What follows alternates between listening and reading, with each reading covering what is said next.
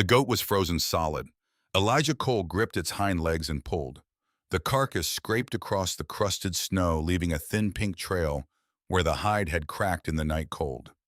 He did not stop to look at it closely. He had already looked closely at the first one 3 days ago, and looking closely had not helped anything.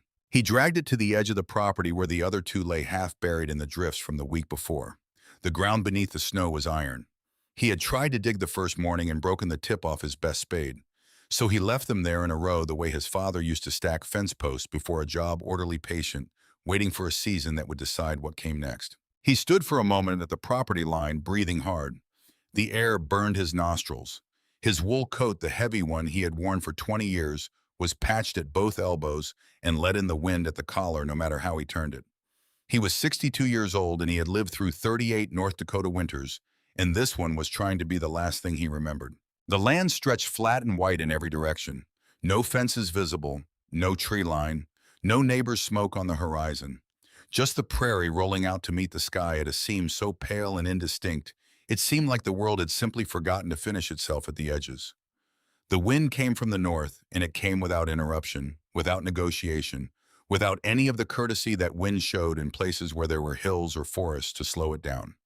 Here there was nothing between this property and the Canadian border but 600 miles of open plain, and the wind knew it and used every mile of it. Elijah turned and walked back toward the house. His boots punched through the top crust of snow, with each step breaking through to the softer layer beneath, and the sound was the loudest thing in the world besides the wind. He counted his steps without meaning to. It was something he had always done, an old habit from childhood when his father taught him to pace out distances before digging or planting or building. Know your ground before you put anything in it.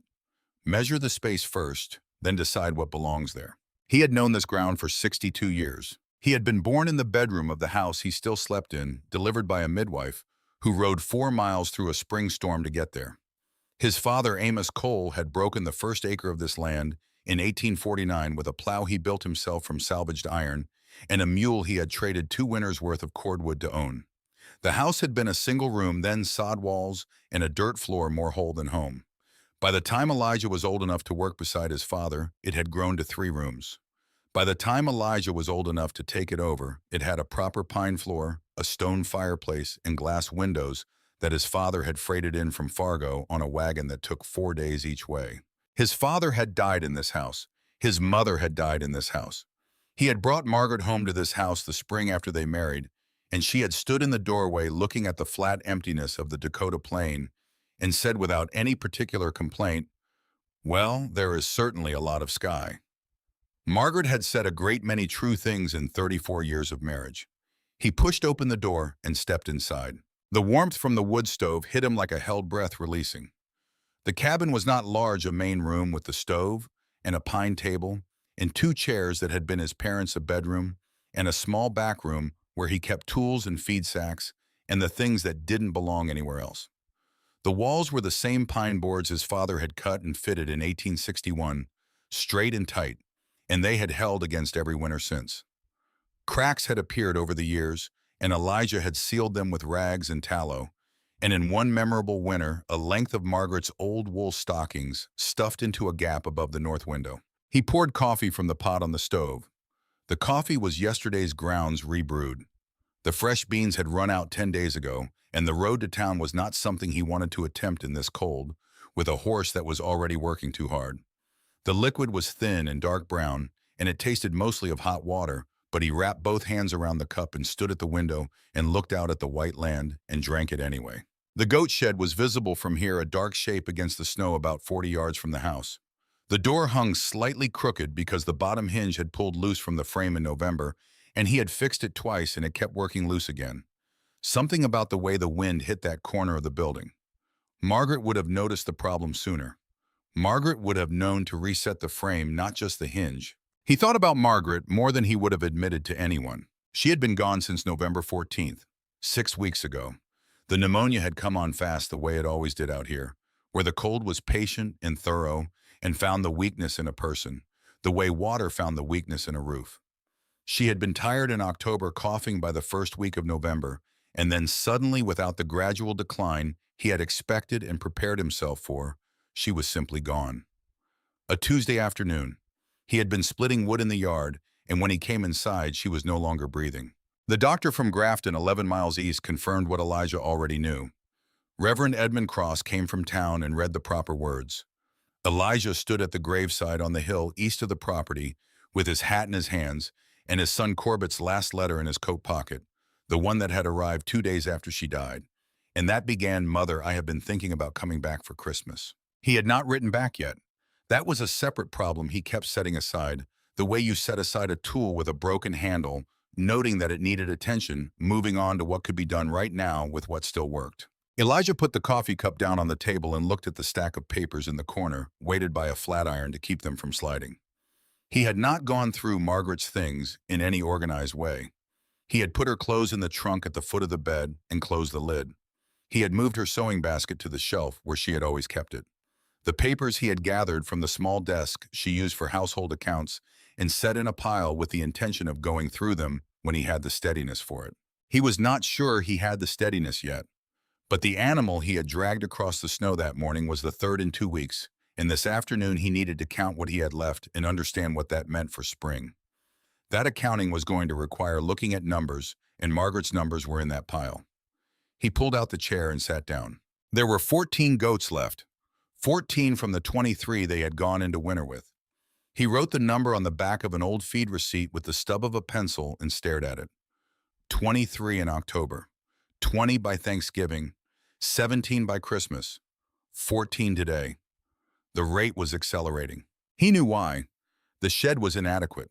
He had built it in a hurry in the second year on this land, rough-cut pine boards nailed up fast before the first hard frost, and the gaps between the boards admitted the wind as if the walls were made of suggestion rather than wood. He had stuffed those gaps with everything available: old newspaper, dried prairie grass, rags cut from worn-out clothing, and every storm stripped the stuffing out and scattered it across the property, and he stuffed it back in again. The goats huddled together for warmth, and the weakest ones stopped eating, and then stopped standing, and then stopped. He needed the goats. A full, healthy herd in spring meant kids to sell at the livestock auction in Grafton. It meant milk and cheese through summer. It meant the difference between managing and not managing. If he arrived at spring with fewer than 8 animals, the arithmetic of the year simply did not work. And if the year didn't work, the year after that would be worse. He stopped that line of thinking and went back to the papers. Most of them were what he expected: household account pages in Margaret's small, neat hand, recording purchases and sales going back 3 years. She had kept meticulous records. Every penny of milk money, every expenditure at Aldrich's store in town, every repair cost and seed purchase, noted in columns so precise they looked typeset. He had always handled the land and the animals, and she had always handled the money, and the arrangement had worked well for 34 years, partly because neither of them had ever seriously examined how much they depended on the other half of it. He found the bank paper near the bottom of the pile. It was a loan document from the Dakota Territorial Bank in Grafton, dated March 12, 1885. The borrower was listed as Margaret Ann Cole. The amount was $110. The stated purpose was feed and veterinary supplies. The terms required full repayment by April 15, 1886. Elijah read the document 3 times. $110. Margaret had borrowed $110 last March and had not told him. He sat with that for a long time.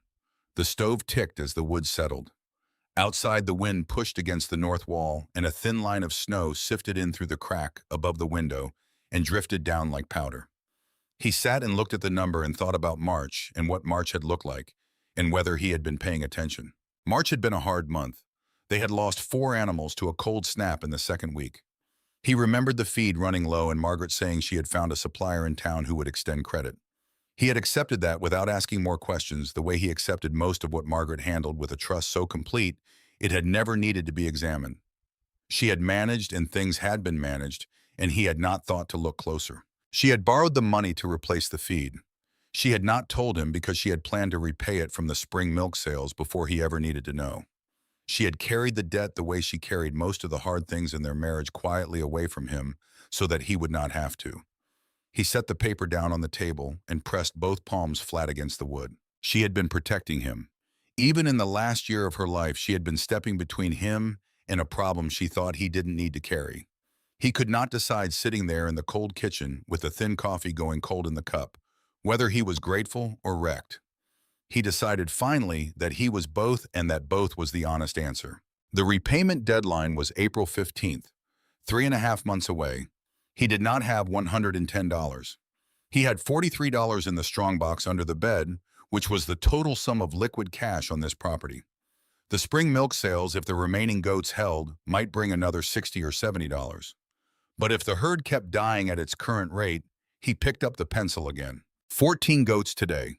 If he lost one more per week, which was roughly the current rate, he would have 10 by February, 7 by March.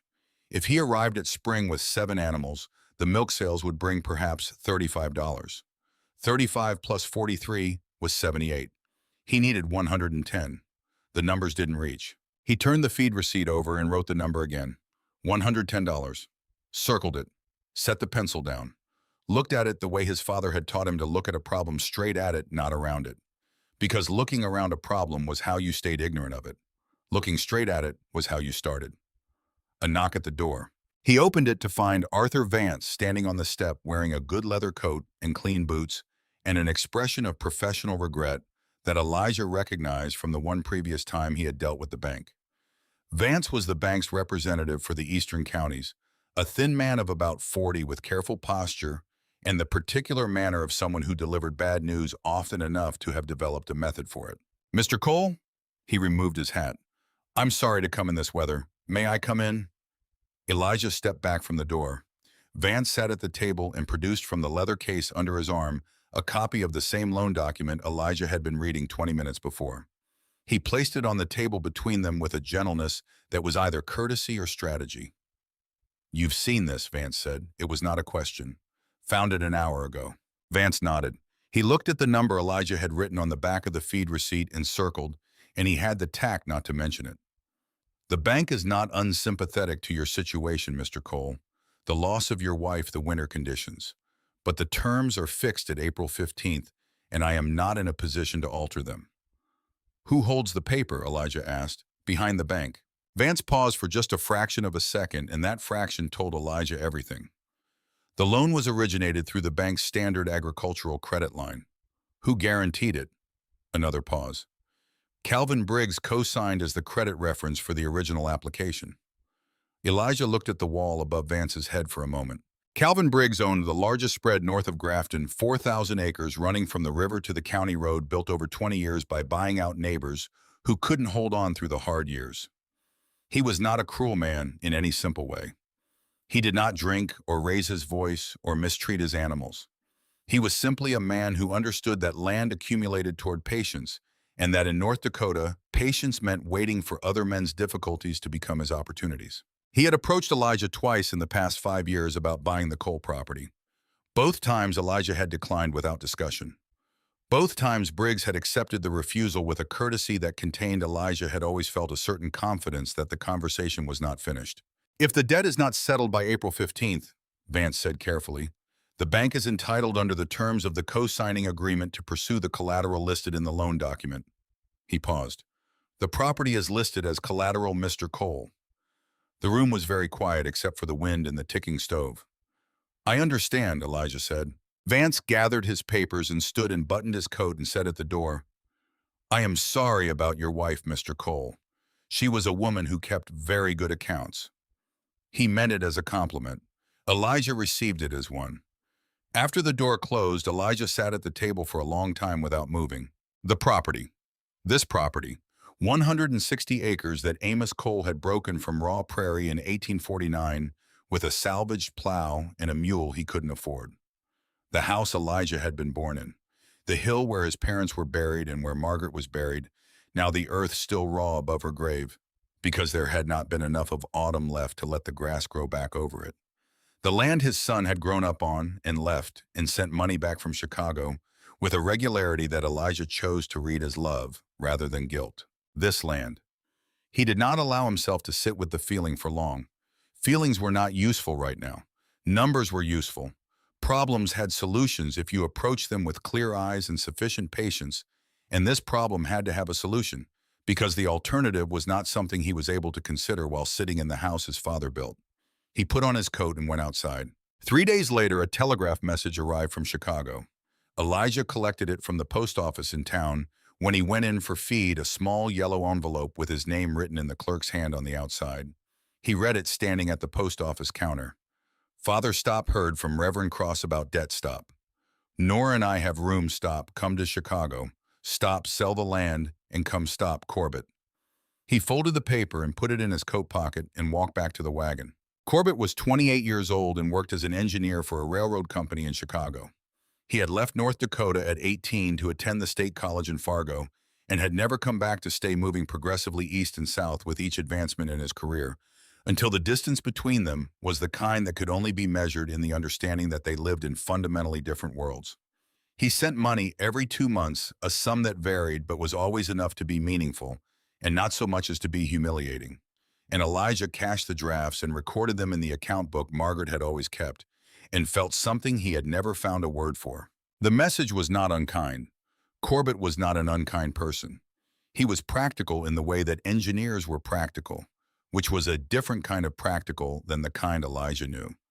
It was the practicality of systems and efficiencies, not the practicality of soil and weather, and the specific weight of a dying animal in your hands at 6 in the morning.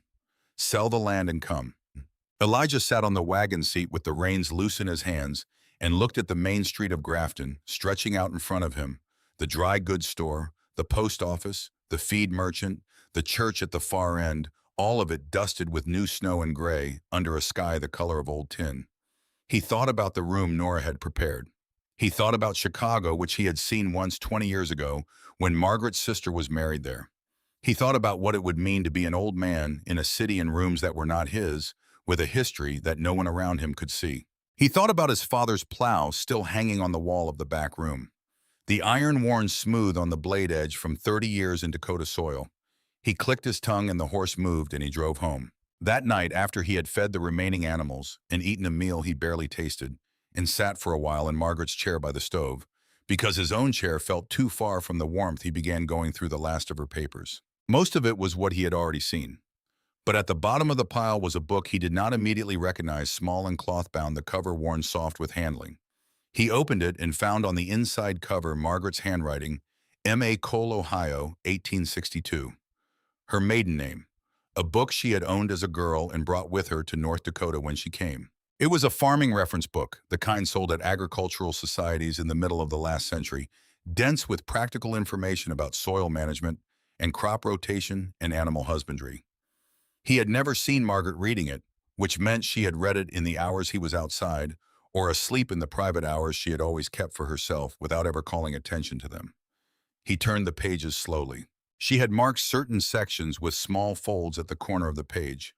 Light touches that had not broken the paper, just bent it enough to find again. Most of the marked sections were about feed management and goat health, things that would have been directly useful to her.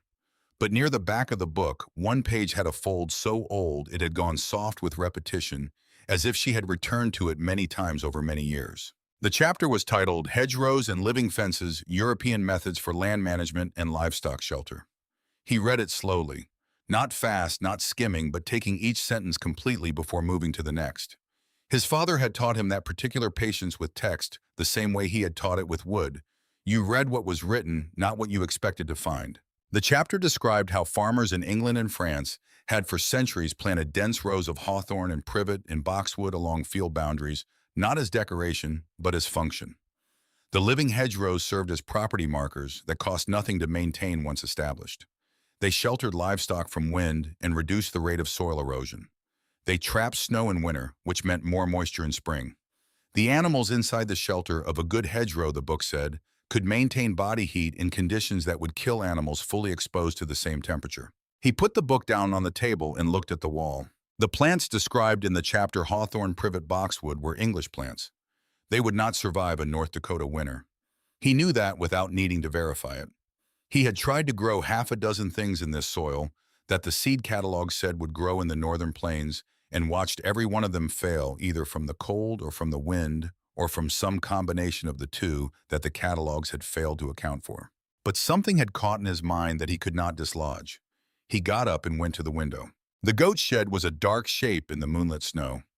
Beyond it, at the western edge of the property where the ground dipped slightly before leveling out again, the creek ran in summer, frozen solid now invisible under its covering of white. Along the bank of that creek, about 50 yards from where it curved north toward the marsh property, a cluster of willow trees stood in the moonlight. He had planted them 7 years ago, cuttings from a stand of willows along the Maple River south of town, because Margaret had said she wanted something to look at from the kitchen window that wasn't just flat. Most of them had died that first winter, but these 5 in the cluster nearest the curve had survived. He looked at them for a long time. The snow around those 5 willows was different from the snow everywhere else. He had noticed it without processing it, the way you notice things you hadn't decided to pay attention to yet. The drifts built up differently around that cluster, the snow piled on the windward side of the trees, and fell away quickly on the other side, leaving a pocket of relative shallowness behind the trunks.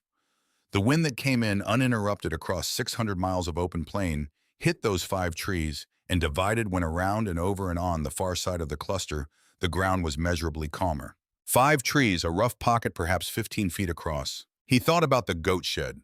He thought about what it would mean to plant a circle of trees around it.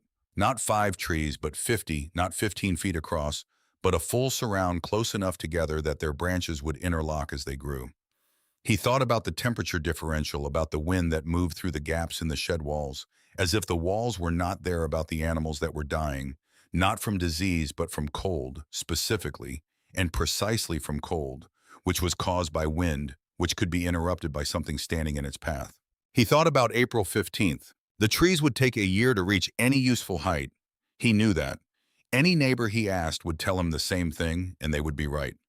A circle of saplings planted in March would be knee-high by December if they survived at all, and knee-high willows did not stop a North Dakota winter. He was not thinking about this winter. He was thinking about the winter after and the one after that, and every winter that followed until this land was either his or not his anymore. He was thinking about whether there was a version of the future in which this property still bore his name, his father's name, his name. He turned away from the window and went back to the table and opened the book again to the marked page and read it one more time from the beginning. The stove ticked. The wind pressed against the walls. Outside in the dark, 5 willow trees stood in the snow and quietly divided the wind around them the way they had been doing for 7 years without anyone particularly noticing.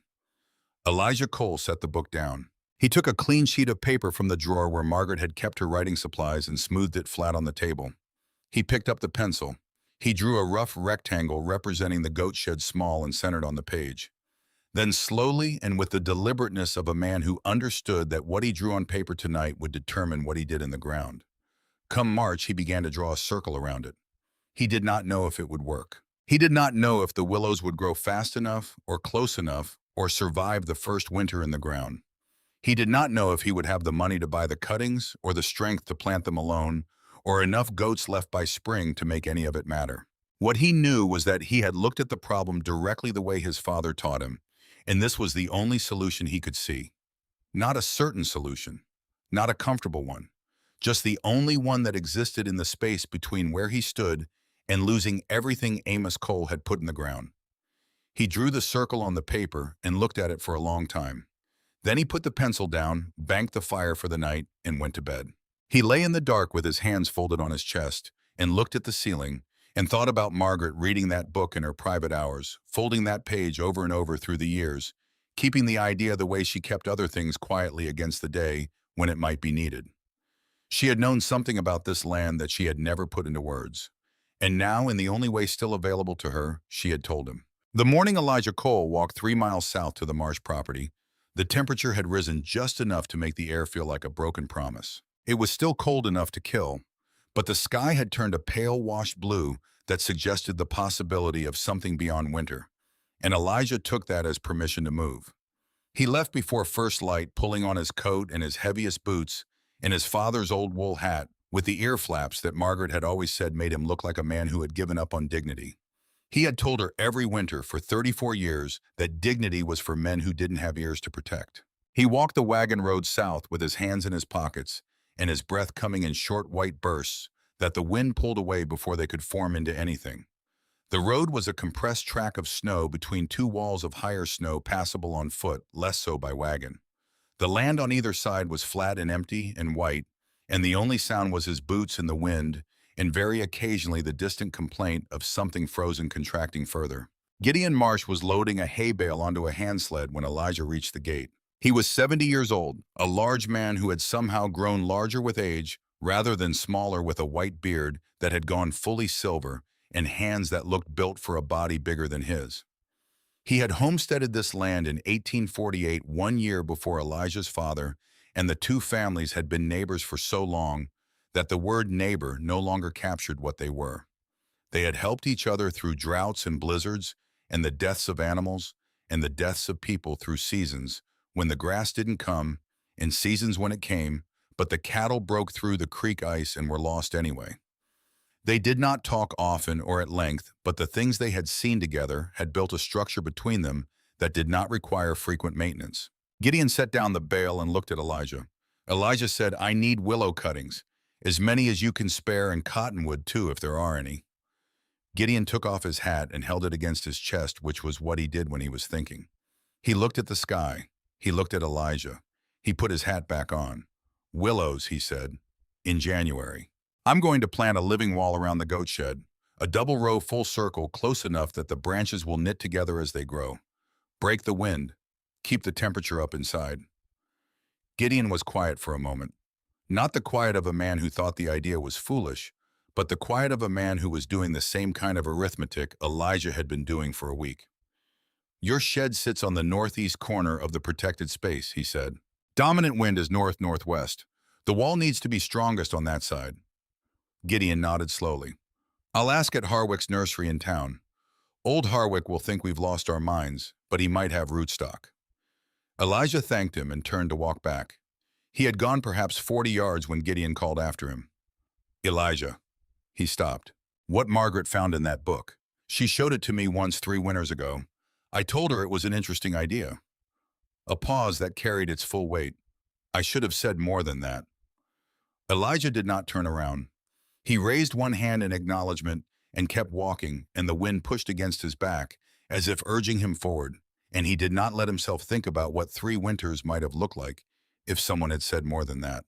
The letter from Calvin Briggs arrived on a Thursday. Elijah recognized the handwriting on the envelope, the same careful, slightly formal script he had seen twice before when Briggs had made his offers on the property. He opened it at the kitchen table with his coffee and read it standing up, which was how he read things he expected to be unpleasant. The letter was 2 pages. The first page was almost courteous. It acknowledged the difficulty of Elijah's situation. It expressed sympathy for the loss of Margaret. It noted in the measured language of a man who had lawyers read his correspondence before it went out that Calvin Briggs was aware of the outstanding loan from the Dakota Territorial Bank and the April deadline, and that he remained, as he had previously indicated, interested in a private purchase arrangement that could resolve the matter to everyone's benefit. The second page was less courteous. Briggs had, he wrote, consulted with his legal representative regarding the loan document co-signed in his capacity as credit reference. That document contained his representative had identified a clause in the standard agricultural loan agreement pertaining to what was termed material alteration of collateral property. Specifically, if the borrower, or in the case of the borrower's death, the borrower's estate undertook any significant modification to the land listed as collateral, the co-signing party retained the right to request immediate acceleration of the debt, bypassing the April deadline. Elijah read that paragraph twice. Planting trees, Briggs's letter suggested, might reasonably constitute a material alteration. He was not threatening, the letter said. He was simply ensuring that Elijah was fully informed of all relevant considerations before undertaking any actions that might complicate the legal situation. He was, in other words, threatening. Elijah folded the letter and set it on the table. He poured the last of the coffee into his cup and stood at the window looking at the goat shed and the ring of stakes he had already begun driving into the snow to mark the planting positions. He thought about the letter for the length of time it took to drink the coffee. Then he put on his coat and went outside and drove the next stake into the ground. He had designed the planting pattern over 3 nights, sketching it by lamplight on the back of feed receipts the way his father had sketched out building plans before cutting the first board. A double row forming a complete circle around the shed, the outer row 40 feet from the walls, the inner row 30 feet each, cutting planted 2 feet apart within the row. The rows themselves were staggered so that the trunks would interlock as they grew, creating a layered windbreak rather than a single thin line. He calculated that he needed approximately 260 cuttings to complete the design. He marked the circle with stakes cut from old fence posts, driving each one into the frozen ground with a mallet and checking the spacing with a length of rope he had knotted at 2-foot intervals. The work took most of a morning. His breath rose and dissolved in the still cold air. No one passed on the road. When he was done, the ring of stakes stood in the snow around the shed, like a declaration of something he wasn't ready to name yet. He stood in the center of the circle and turned slowly, looking at the stakes, and tried to imagine what would stand here instead. The wall of living wood, the sound of the wind being divided and sent overhead the stillness inside. He could almost see it. Almost. Gideon Marsh came 4 days later with a wagon loaded with cuttings. He had found them at Harwick's nursery, 200 willow and 60 cottonwood, purchased at a price that Elijah recognized immediately as charity in the form of a transaction. Old Harwick had told Gideon apparently that he was certain every last one of them would be dead by June, and that the price reflected his estimate of their future value. Elijah thanked Gideon for the cuttings and paid what was asked without comment on the discount. Gideon stayed for coffee. "Harwick is not the only one who thinks this," Gideon said, wrapping both hands around the cup. He was not a man who softened things unnecessarily. "People in town have heard. The general sentiment is somewhere between skeptical and concerned." "What are they concerned about?" "That you are spending money you don't have on something that won't work." He paused. "Also that grief does things to a man's judgment." Elijah was quiet for a moment. "Is that what you think?" Gideon looked at him directly. "No, I think you found the only solution that exists and you're doing it. I think the alternative is handing Briggs what he wants." He set his cup down.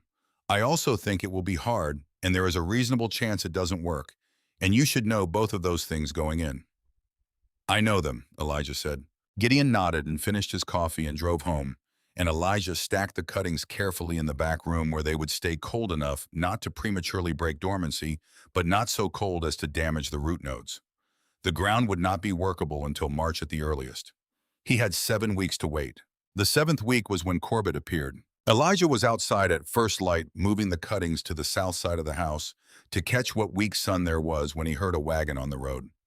He straightened up and looked and saw a rented rig from the Grafton livery coming down the lane, and on the seat a young man in a city coat that was entirely wrong for this weather, sitting with the particular upright posture of someone who has been cold for the past 6 hours and is too proud to show it. Corbett Cole was 28 years old and looked like his mother. He had Margaret's straight dark hair and her exact shade of gray eyes, and her quality of attention, the way of looking at things carefully before speaking about them. He had his father's jaw and his father's hands wide across the knuckle built for gripping things. He climbed down from the wagon without assistance and walked toward his father across the snow. They stood looking at each other for a moment. "Didn't telegraph ahead," Elijah said.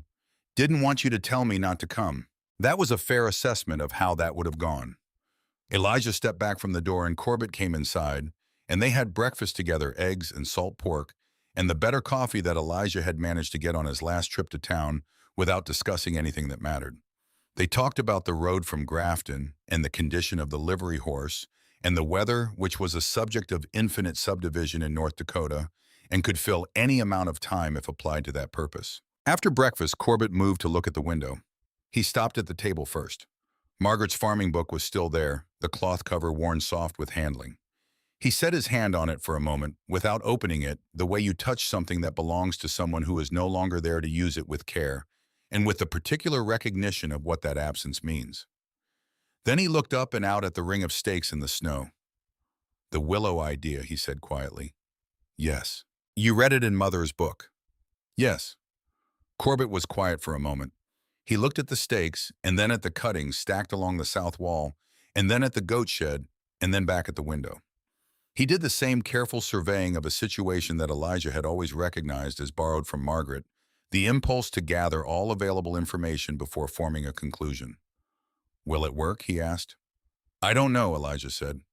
"It's the only option I can see." Corbett nodded slowly, and whatever calculation he was running completed itself, and he pushed back his chair and stood up.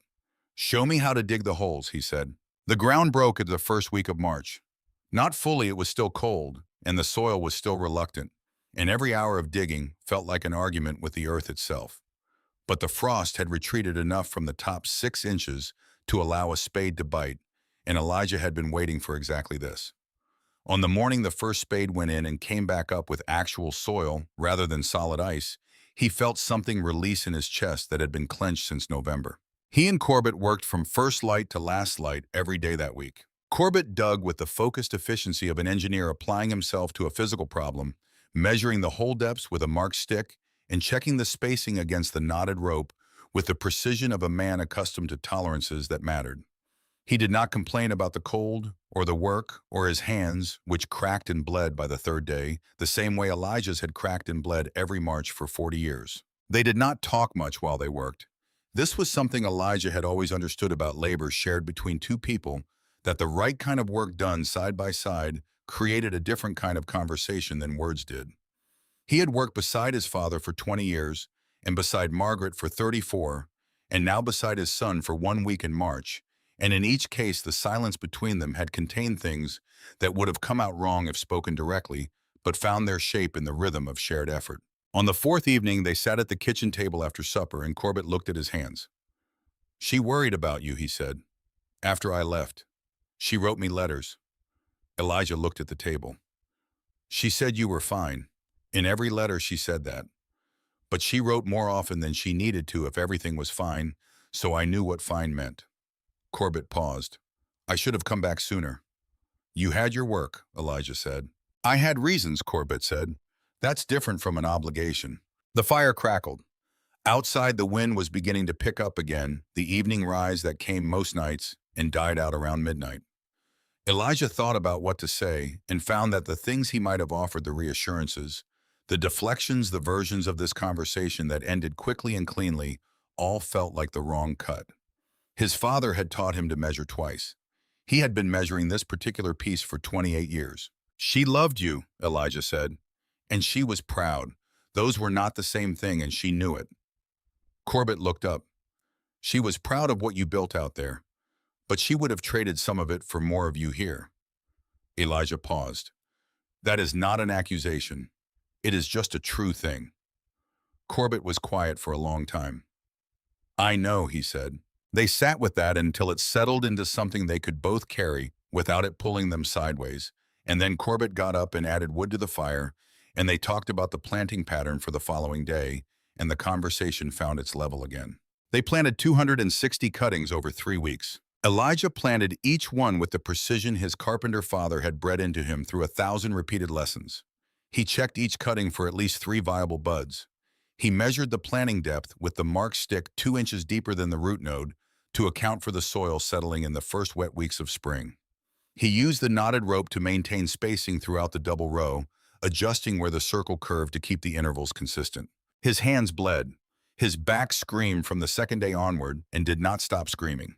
He was 62 years old, and the work was designed for a younger body, and every evening he sat in his chair by the stove and felt the toll of the day in every specific joint and muscle with an itemized clarity that he could not have achieved at 30. He ignored it all. Pain was information. It was not instruction. Corbett stayed for 2 of the 3 planting weeks, then had to return to Chicago. On the morning he left, they stood outside in the cold, the ring of cuttings already planted, and standing in their double row around the shed, 260 bare gray sticks pointing at the sky, looking in the flat winter light like nothing so much as a graveyard that had run out of room. Corbett looked at the circle for a moment. Then he put out his hand and Elijah shook it, and that handshake contained 34 years of the things neither of them had known how to say out loud, and they both understood what it contained, and that understanding was sufficient. Elijah watched the rented wagon disappear down the road until the distance reduced it to a dark point and then to nothing. Then he turned and went back to the circle of bare sticks and checked one more time that all the spacings were right. They were right. He went inside and made coffee. April came with cold still in it, and the cuttings showed nothing. Elijah checked them every morning, walking the full circumference of the double row in the early light, bending down to look closely at the gray bark of each stick for any suggestion of green. He was looking for the small swelling that preceded bud break, a faint thickening at the nodes, a slight change in the color of the bark from dead gray to something with the faintest trace of living in it. He found nothing. 260 sticks in the ground, and not one of them showing any sign that it intended to be anything other than what it looked like. He told himself that willows were slow to break dormancy in cold soil. He told himself that the ground temperature mattered more than the air temperature, and the ground was still cold. He told himself that the absence of visible growth was not the same as death, and that these were things he knew to be true, in the same way he knew other things about this land from experience, from his father's instruction, from the long accumulated education of watching a specific piece of earth through every season for 60 years. He told himself these things each morning and then went inside and tried to think about something else. In the second week of April, Arthur Vance returned.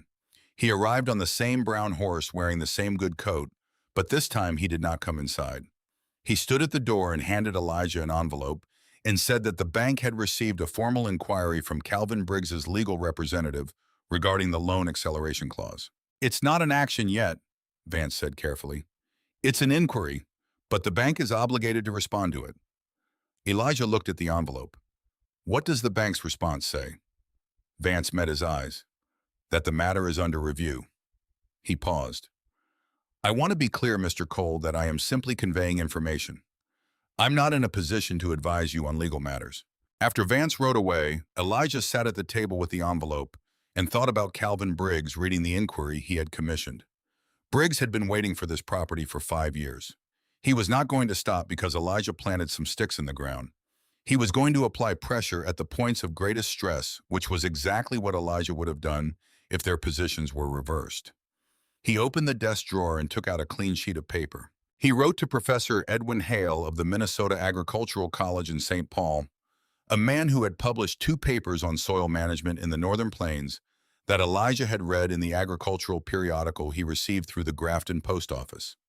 He described what he had planted and why the species, the spacing, the design, and asked whether there was any academic documentation of similar techniques that might constitute evidence of legitimate agricultural practice. He sent the letter with the next mail wagon.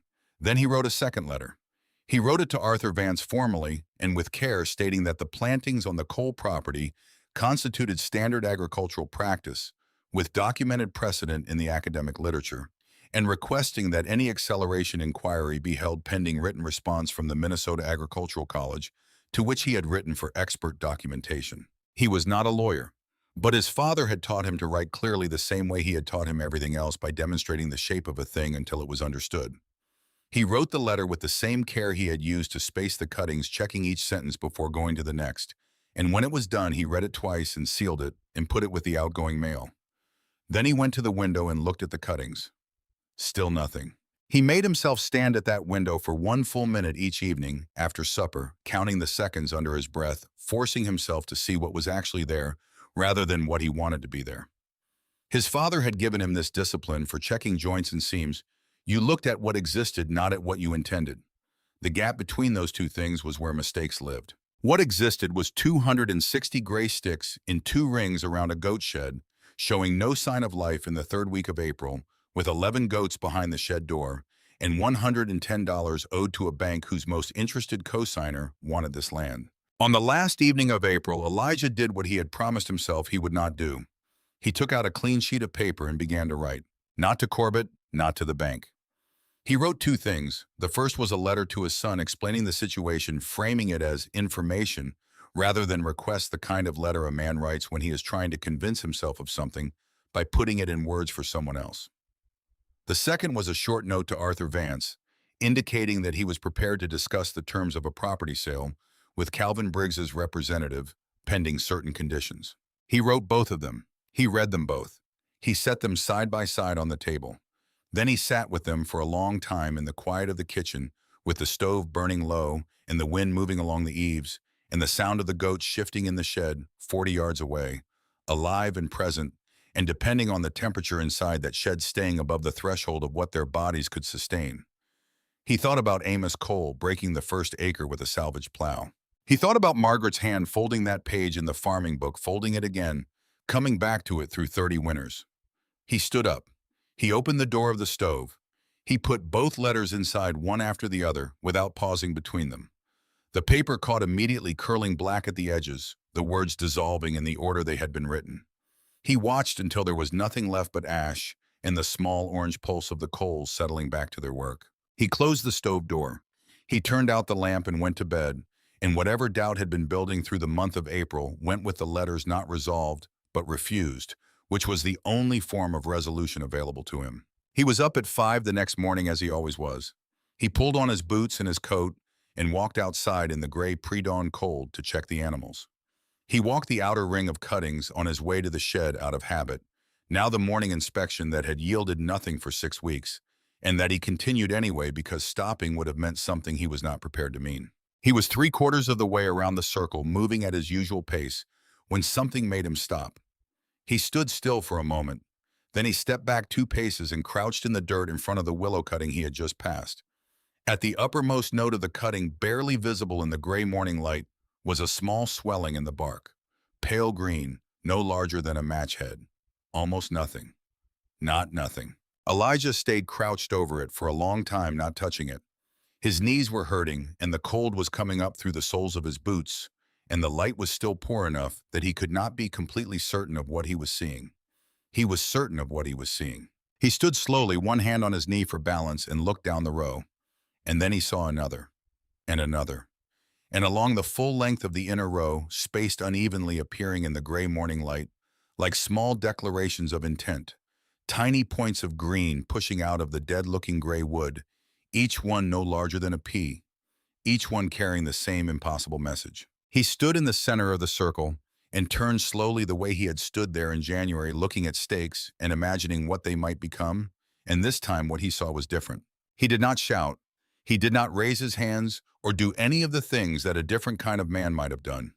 He simply stood in the circle of new green and breathed, and the cold air came in and went out, and for the first time since the 14th of November, he did not feel the weight of the winter sitting on the top of his chest.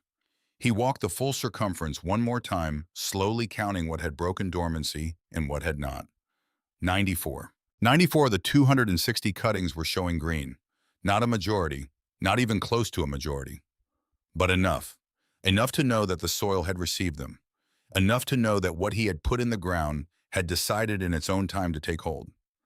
He went inside and made coffee, the good kind, and sat at the table and drank it while the morning light came through the window and crossed the floor. Then he went to the desk and took out a clean sheet of paper and wrote 2 words to Corbett. "They're growing." He sealed it and set it by the door to go out with the next mail, and then he went outside to check the animals, which was what every morning was for, and the circle of new green stood in the early light with the quiet insistence of something that had decided to exist, regardless of what anyone thought about it. Part 3, When Nature Answers for You. By June, the willows had grown 2 feet. Elijah measured them on the first of the month, moving around the full circumference of the double row and recording the height of every 10th cutting in the small notebook he had started keeping in March. The cottonwoods were slower, their silver-green leaves barely clearing the top of the planting holes, but the willows had taken to the soil with a conviction that surprised even him. 2 feet in 6 weeks. Thin and whip-like, their stems no thicker than his thumb, but alive and reaching. He walked the circle each morning before breakfast and each evening before dark. He pruned the lateral branches on the lower third of each stem to force the growth upward rather than outward, the way you trained a young fruit tree, coaxing it toward the shape it needed to become rather than the shape it wanted to be. He watered during the dry stretches in late May, hauling buckets from the creek 2 at a time, and when a late frost came in the second week of May, he covered the most vulnerable cuttings with burlap sacks weighted at the corners with stones. 3 of the cottonwoods died anyway.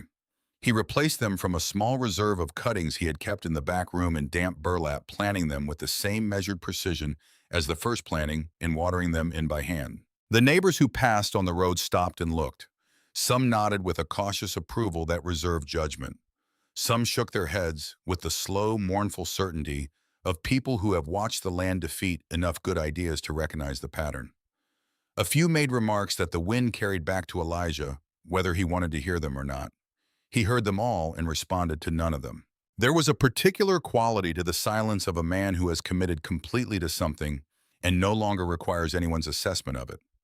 He had spent enough of his life in the company of other men's opinions about how this land should be worked, and those opinions had never once done anything useful for the goats, or the soil, or the angle of the wind.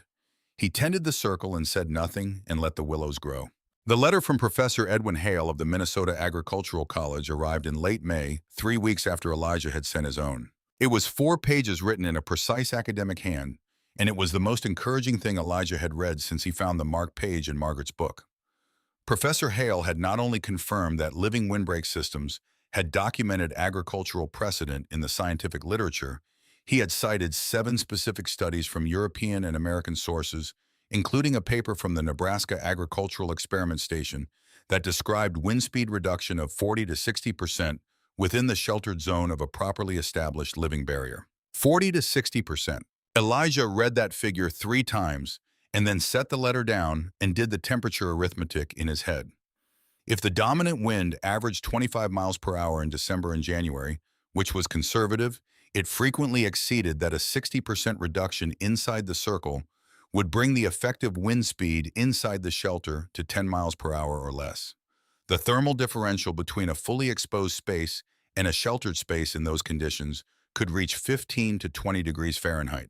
The difference between an animal dying and an animal surviving. He wrote back to Professor Hale that same evening, thanking him and asking whether the college would be willing to provide a formal letter of attestation describing the agricultural legitimacy of his planning method. He mentioned the inquiry from Briggs's legal representative without elaborating, and Hale, who was apparently a man who read between lines, efficiently replied within 10 days with a letter on official college stationery that described Elijah's windbreak system as a textbook application of established agricultural science and noted that the technique had been in documented use in the American plains for more than 30 years. Elijah had the letter copied twice at the Grafton post office. He sent one copy to Arthur Vance at the bank. He kept the original and the second copy in the strongbox under the bed. Calvin Briggs came himself in August. He did not send a letter this time. He appeared one morning at the gate on a good horse wearing a summer coat and a hat that had cost more than most men in Grafton spent on clothes in a year. He was 55 years old, a large man who had once been heavier and had thinned with age into something more angular and deliberate, like a tool that had been worked down to its essential shape. His face carried the particular expression of a man who has prepared for a conversation and expects it to go his way. Elijah was inside when he heard the horse. He set down his coffee, picked up the letter from Professor Hale and the copy of Arthur Vance's most recent bank correspondence, and walked outside. Briggs looked at the wall.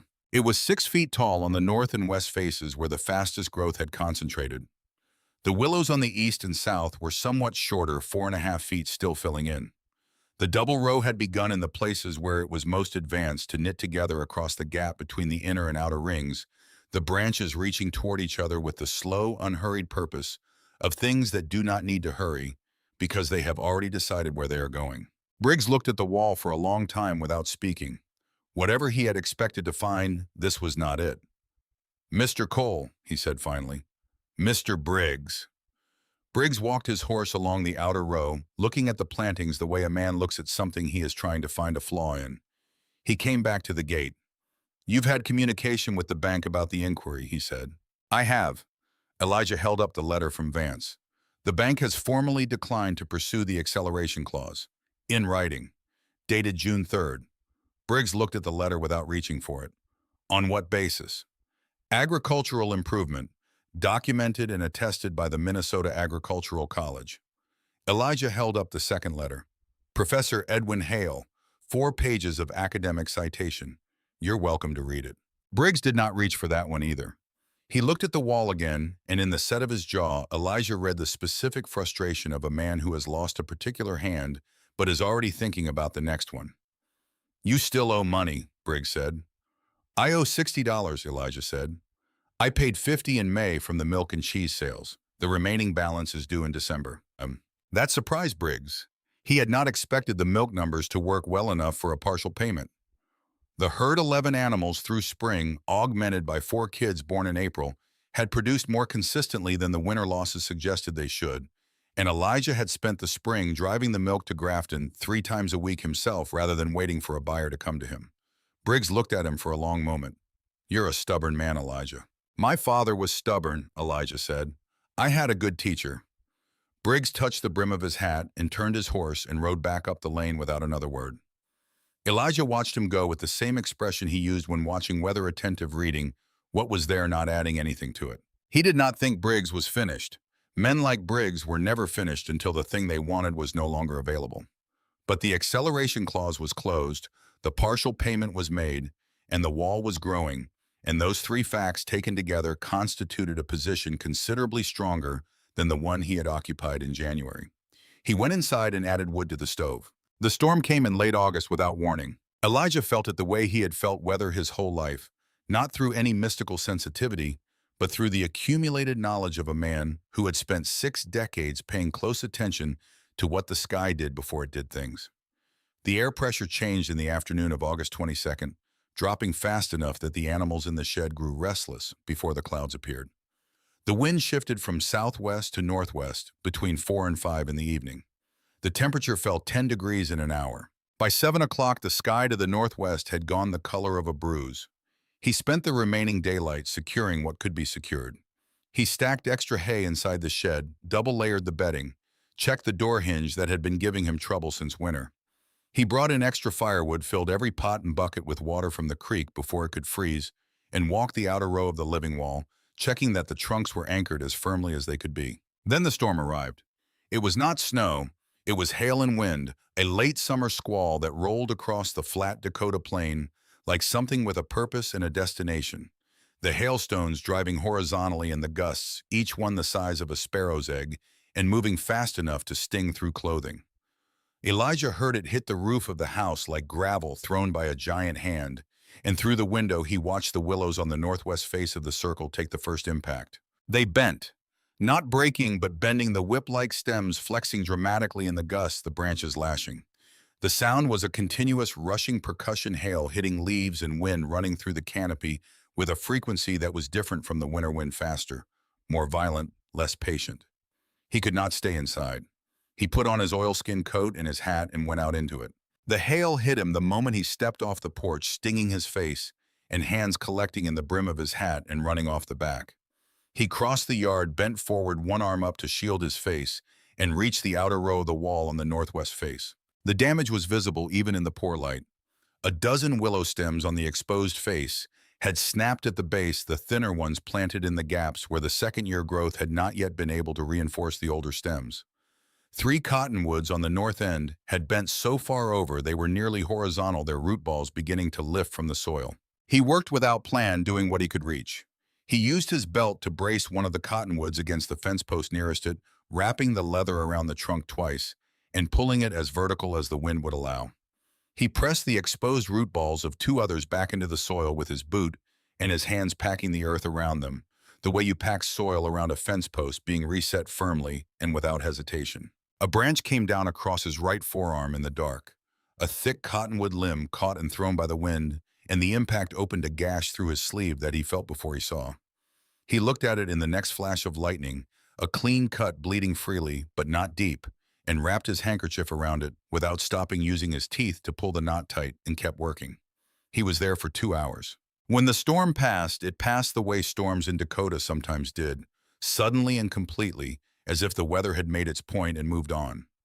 The silence that followed was the particular silence of a place that has just been very loud, and Elijah stood in it with rain running from his hat brim and blood seeping through the handkerchief on his arm, and looked at what was left of the northwest face of the wall. Roughly a third of the plantings on the exposed western arc had been broken, bent past recovery, or partially uprooted. Months of growth, the most critical months, reduced in 40 minutes to a scatter of broken stems and churned soil. He walked the entire circumference, taking inventory. The east and south faces were largely intact. The inner row, protected by the outer, had come through better than expected. The cottonwoods on the north end were damaged, but not gone.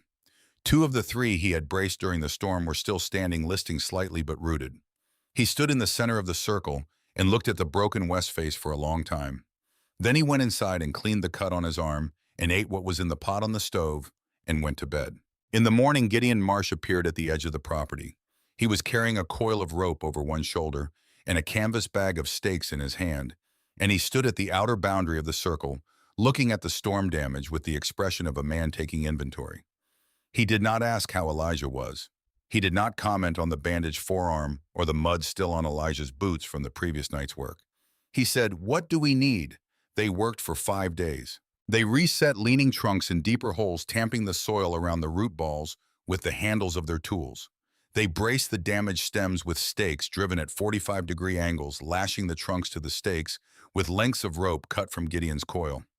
Where trees had broken cleanly at the base, they dug out the stumps and planted new cuttings from the reserve Elijah had kept through the summer in the back room. Gideon worked without speaking much. When he did speak, it was to give practical direction. Dig deeper. Here, this one won't make it, skip it, and move on. That stake needs to go further west to actually hold against the northwest wind.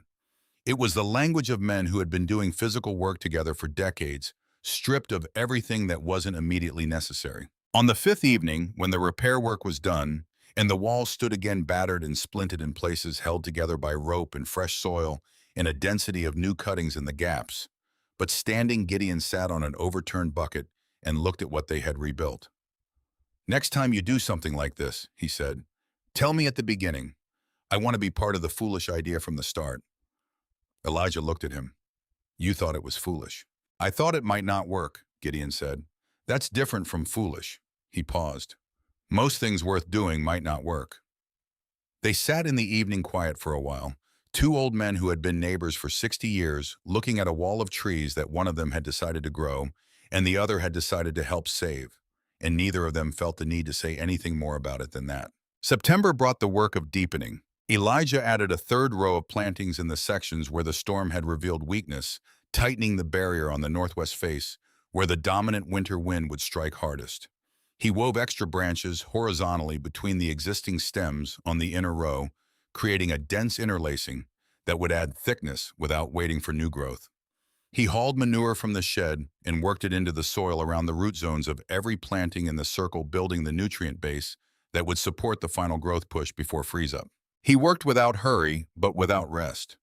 Every evening he walked the circle in the fading light, touching the bark of each tree the way a man runs his hand along a fence rail to feel whether it is set truly reading what was there, not what he hoped was there. Corbett arrived in the second week of November.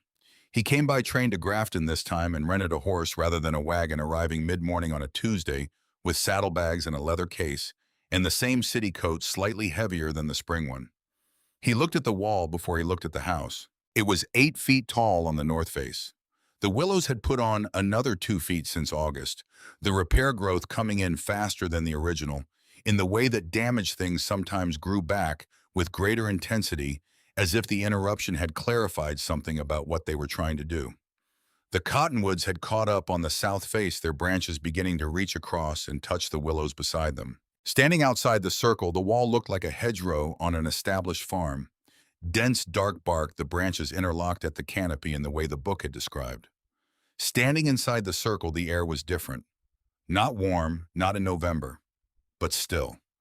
The wind that was moving over the open prairie outside the wall was being lifted and sent overhead, and on the ground within the double ring of living wood, there was a calm that had no business existing this far out on the North Dakota plain. Corbett stood inside the circle for a long time. He turned slowly, looking up at the canopy where the branches were beginning to meet. He looked at the goat shed sitting in the center of the protected space, the same shed Elijah had built in a hurry 30 years ago, now occupying the center of something that had been deliberately patiently built around it. "She knew," Corbett said. "She had ideas about most things," Elijah said. Corbett looked at him. "She knew you wouldn't have done this if she'd suggested it outright. She would have had to let you find it yourself." Elijah said nothing. The thing about a true statement was that it did not require a response. They walked back to the house and had coffee and talked about Corbett's work, which had changed since the spring. He had taken a position advising on irrigation infrastructure for agricultural projects in the upper Midwest, and some of that work was bringing him closer to Dakota, which was either coincidence or not. Elijah did not ask which. He received the information the way he received most information about his son's life, with attention and without interrogation, understanding that some things came out in their own time, and that pressing them before they were ready changed their shape. After supper, Corbett looked at the shelf where Margaret's farming book still sat. He picked it up and opened it to the marked page. "She folded this so many times," he said, looking at the crease. "This is 30 years of folding." "Probably more," Elijah said. Corbett set the book down carefully. "She was waiting for the right winter," he said. That was exactly right, and Elijah did not add anything to it because anything he might have added would have made it smaller. The storm arrived on November 9th. Elijah had known it was coming 3 days before through the pressure in the air, the shift in the animal's behavior, the particular quality of the light on the afternoon of the 6th that was not quite right for the season. He spent the 7th and 8th doing what could be done, double loading the shed with hay, filling every container in the house, with water securing the loose objects in the yard. Corbett helped without being asked, working alongside his father with the same focused efficiency he had shown in the spring planting, asking the practical questions and accepting the answers without elaborating them. On the evening of the 8th, they sat at the table after supper. "Worst case," Corbett said. Elijah looked at him. "What about it? What happens if the wall fails? If the temperature inside drops far enough that we lose the herd?" It was an engineer's question. Identify the failure mode, understand its consequences. 15 goats, Elijah said. 11 from winter plus 4 spring kids. If I lose them, I can't make the December payment to the bank. And then Briggs gets the property. Then Briggs gets the property. Elijah paused. And the land stops being coal land. The word sat between them with its full weight. Corbett said, "Either way, whatever happens after this storm, I'm not going back to Chicago the same way." Elijah looked at him. "The irrigation work," Corbett said. "There's a project in eastern Dakota starting in the spring. I put my name in for it." He looked at his hands, the wide knuckles that were his father's hands. "It would mean being closer." Elijah said nothing for a moment. Then he said, "Your mother would have wanted that." Corbett nodded once, and that was enough. The storm hit that night and did not stop for 3 days. Elijah had lived through 38 North Dakota winters. He could count on one hand the storms that had been worse than this one. The wind came out of the north and northwest with a sustained ferocity that was less like weather and more like the land asserting something fundamental about itself, a reminder of what it was before anyone arrived to try to work it. The first day, they kept the fire high and the conversation unhurried. Elijah told Corbett about his father, the stories he had never found occasion to tell before: how Amos Cole had broken the first acre with a salvage plow, how he had built the first room of this house from sod before the pine was available, how he had planted the apple trees in the orchard that died in the drought of 1871, and planted them again the following year without comment, because that was what the work required, and what the work required was what you did. Corbett listened with full attention, storing the information carefully, the way he did with everything that mattered. The second day was harder. The wind found new registers, a high, sustained keening that made the walls vibrate and drove fine snow through every gap and crack in thin white lines along the floor. Elijah swept them away, and they reappeared within the hour. He stopped sweeping and let them stay. He thought about the wall. He thought about whether the north face had recovered enough from the August damage to hold against this. He thought about the root depth of the willows, whether 5 months of additional anchoring had been enough, whether the September repair plantings had established themselves sufficiently to contribute real resistance. He could not go out to check. The storm made the 60-foot walk from the house to the shed a genuine risk. He sat with what he had done and could not undo any of it, and could not add to it, and could not speed up what was happening outside in the dark beyond the walls. The third day was silence. Not real silence. The wind never entirely stopped. But Corbett and Elijah had run through what conversation there was and sat now in the companionable quiet of men who have been in close quarters long enough to stop performing for each other. Corbett read. Elijah sat by the stove and turned his wedding ring around and around on his finger, a habit he had not been aware of until Corbett pointed it out quietly one afternoon, and Elijah had said it helped him think. He was thinking about Margaret. He was thinking about 34 years in this house and what they amounted to and what he would say to her if he could say anything. He had rehearsed the conversation many times since November 14th in the half-asleep minutes before the day fully began, and it changed every time because it was not a rehearsal for something he expected to happen, but the mind's way of remaining in contact with what it had lost. He would tell her about the book. He would tell her that the marked page had been the beginning of everything that came after. He would tell her it was the most useful thing she had ever given him, which was saying a great deal given the inventory of useful things she had given him over 34 years. And he would tell her he was sorry he had never said thank you clearly enough. Not for any single thing, for the whole of it, for all the years of it. On the morning of the fourth day, Elijah woke to something he did not immediately recognize. He lay still for a moment, identifying it. Quiet. Not complete quiet, the wind was still present, a low murmur at the edge of perception. But the shrieking, the sustained assault on the walls, the vibration in the floor he had felt through the soles of his feet for 3 days had stopped. The storm had passed in the night, completely without ceremony the way it had arrived. He got up and dressed and walked to the front door. The world outside was white and still. Snow lay in drifts that reached the lower windowsills on the north side of the house, sculpted by the wind into shapes that looked almost deliberate, as if someone had designed them. The sky was the pale washed blue of a winter morning, after weather empty and cold, and offering nothing beyond the fact of its own existence. The air was so cold it burned his nostrils, but there was no wind at ground level. He put on his boots and his coat and stepped outside. The snow came up past his knees. He waded toward the goat shed, creating the path through the drifts with his body one deliberate step at a time.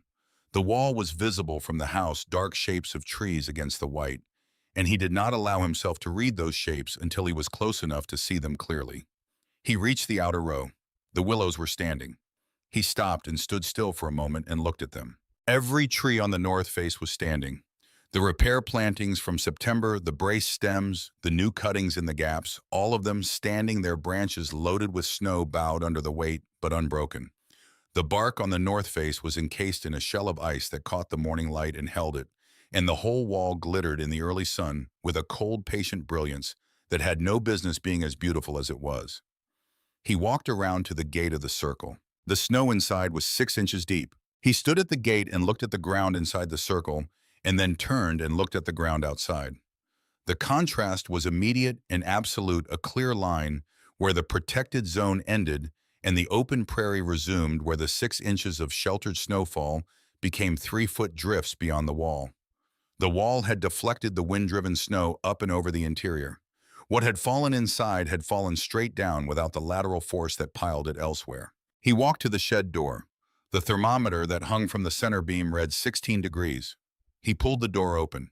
15 goats looked up at him. They were standing in their straw, their breath rising in small, even clouds, their coats thick and their eyes calm. They were not in the huddled distress of animals fighting cold. They were simply there, warm enough, present, alive, in the particular, uncomplicated way of animals that have no awareness of what has been built around them to keep them that way. Elijah stood in the doorway. He had not cried since Margaret died. He had stood at her grave on a cold November morning and felt the grief move through him, and had not cried because the crying would have come from the part of him that wanted relief from the feeling, and he had not wanted relief.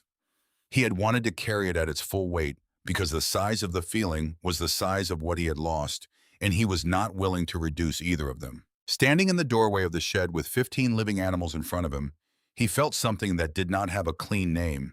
Not triumph, because triumph implied the outcome had been certain, and not relief, because relief was too simple for what 37 years of working this ground had taught him about what survival cost.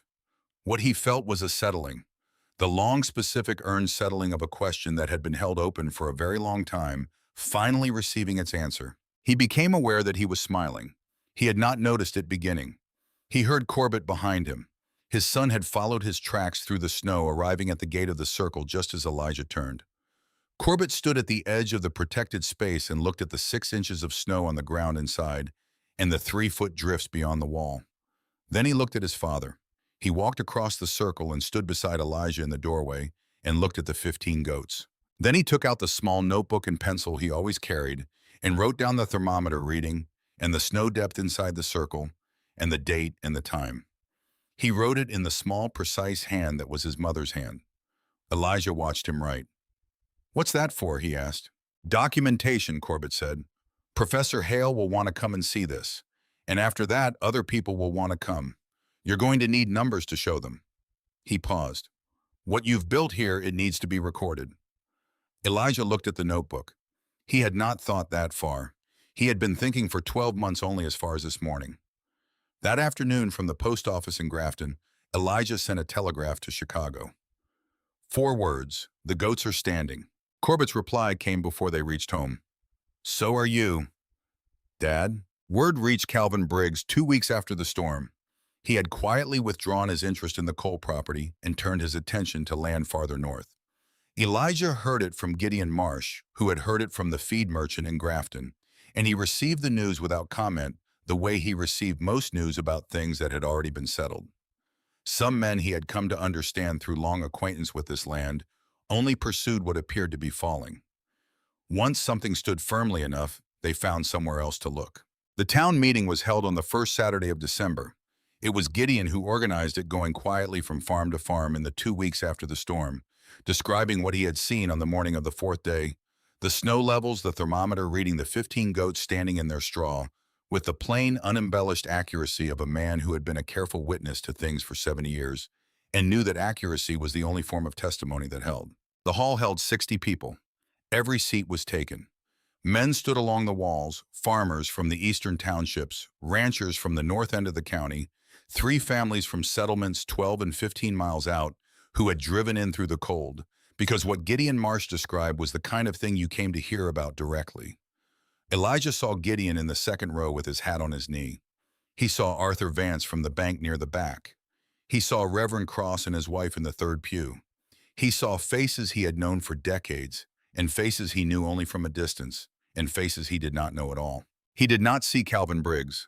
Elijah stood at the front of the room and the hall went quiet. He spoke for 8 minutes. He did not use notes. He told them what the problem had been: the wind, the temperature differential, the animals dying at a rate that made spring unreachable.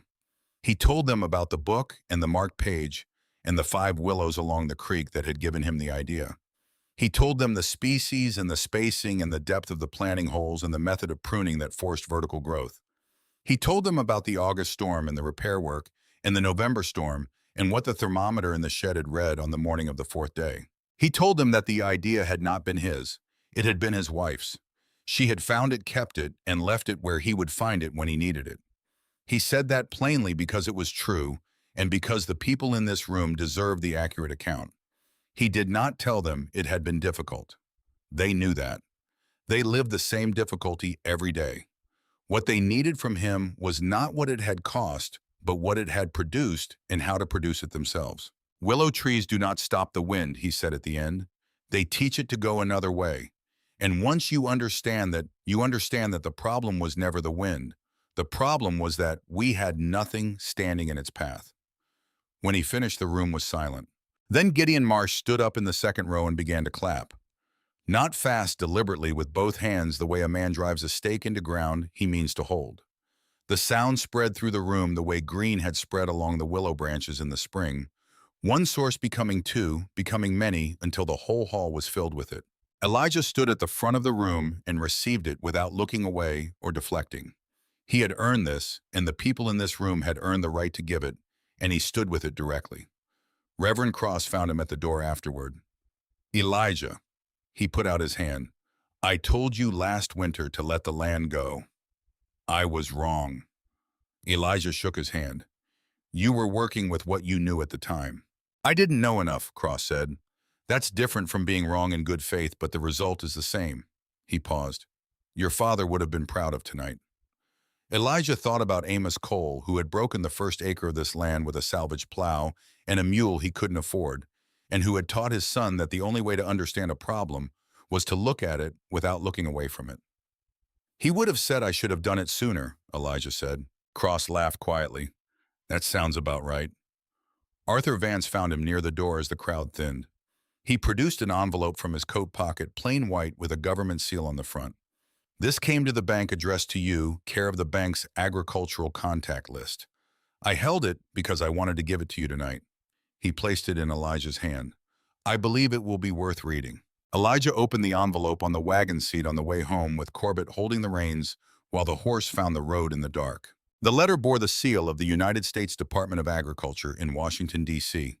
A deputy secretary had read Professor Hale's published account of the Cole windbreak experiment and was writing to inquire whether Mr. Elijah Cole would be willing to consult on a federal initiative to distribute living windbreak methodology to farming families across the northern plains. Corbett held the reins with one hand and read the letter with the other. Neither of them spoke for a while. Then Corbett said, "What are you going to tell them?" Elijah looked at the road ahead, the horse moving steadily through the cold night. The stars were out, the whole Dakota sky filled with them, indifferent and brilliant and beyond counting. "Yes," he said, "and I'm going to tell them the method is free. No cost, no restrictions. Any farmer who needs it gets it." He paused. "It doesn't belong to me. It belonged to your mother. She would have given it away without a second thought." Corbett was quiet for a moment. "Then she would have." They drove the rest of the way home in a silence that was not empty but full. The way a well-fitted joint is full, the way good ground is full after a proper rain, with everything that belonged there and nothing that didn't.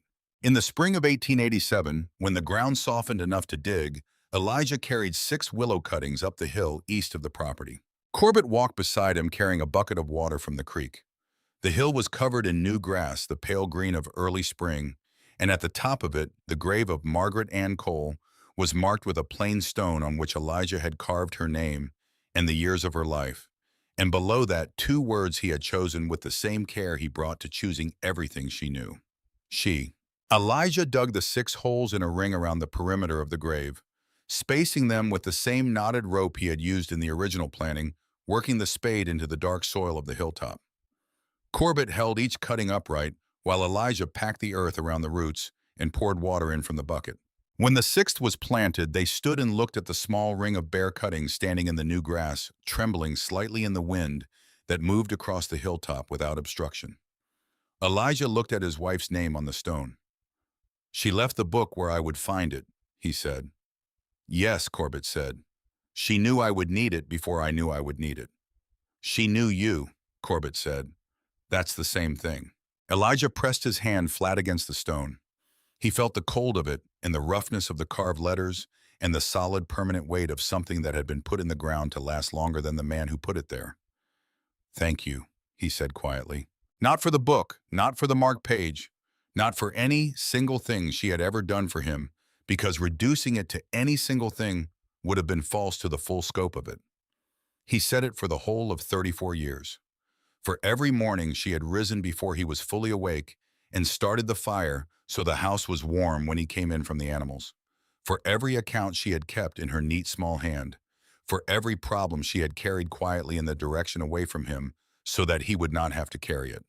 For the debt she had taken on and not told him about because she had planned to resolve it herself. For the book she had read in her private hours and the page she had folded and returned to through 30 winters, and finally left in the stack of papers where he would find it when everything else was gone, and the only thing left to do was find the solution she had already found. For knowing him well enough to leave the answer where he would look. The wind moved across the hilltop the way it had always moved, without concession, without apology. The same wind that came down from the north every winter of Elijah's life and tested everything that was not anchored firmly enough to hold on. In a few years, the 6 willows would be tall enough to divide it. Their branches would spread and interlock above the stone, and the wind that howled across this hilltop would be turned aside, the way it had been turned aside below. And Margaret Cole, who had spent 34 years sheltering the people she loved from the hardest things this land and this life could produce, would at last have something standing over her that understood the same purpose. Corbett set down the empty bucket and stood beside his father. They stayed on the hilltop until the light began to shift toward afternoon. Then Elijah picked up the bucket and turned, and they walked down the hill together in the spring light, father and son moving at the same pace, neither ahead of the other. Behind them, the 6 small willows stood on the hilltop and trembled in the wind. They were fragile and bare and barely there, the way all beginnings are barely there present, before they are visible, rooted, before they are tall, becoming the thing they will be long before anyone looking at them can see it. But they were in the ground, and the ground was coal ground. And that on this particular hilltop, on this particular morning in the spring of 1887 was enough. The Department of Agriculture published its manual the following year with Elijah's methods at its center and distributed more than 1 million willow and cottonwood cuttings to farmers across the northern plains. Winter livestock losses fell by more than half in the regions that adopted the technique.